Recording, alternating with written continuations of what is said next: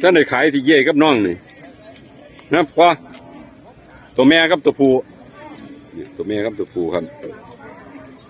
น้องเพิ่นตัวผู้กำพร้ากับเย่นั่นแม่สาวน้อยแม่สาวน้อยคู่นี้กับเจ้าบาทครับนี่คู่นี่ตัวผู้น้อยกับตัวแม่นี่ลุงเมื่อเท่าไหร่ครับ19,000 บาทเราห้องไว้นะ19,000 บาทตัวผู้ตัวเมียตัวน้อยๆนี่เป็นตัวเมียนะครับตัวน้อยๆนี่เป็นตัวเมียนะครับเด้อผู้ใดอยากกินนม19,000 บาทห้องไว้ตัวรองได้นะครับ19,000 บาทเราห้องไว้19,000 บาทเอาอัน19,000 บาทตัวรองได้เนาะเอาฝากเบอร์โทรไว้นะพ่อ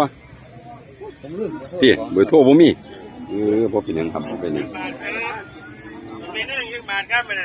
ต่อแม่ลูก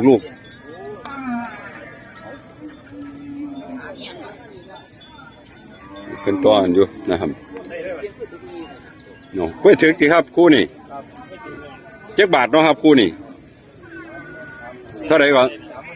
33,500คู่นี่เนาะ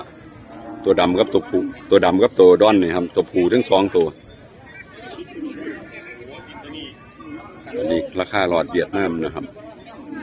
30,000เดี๋ยวครับ33,500เอาฝากเบอร์โทรไว้นะถ้ามีคนโทรมา083 9080 690เนาะผู้ใดสนใจก็โทรสอบถามต่อรองราคาเบิ่งราคาเนื้อก็ได้ราคาเลี้ยงก็ได้20,000 33,000ขนาดเราห้องไว้แม่นี่ของเจ้าถิ่นเอา33,000นะครับคู่นี้นะครับตัวผู้ทั้ง2 ตัวนะครับ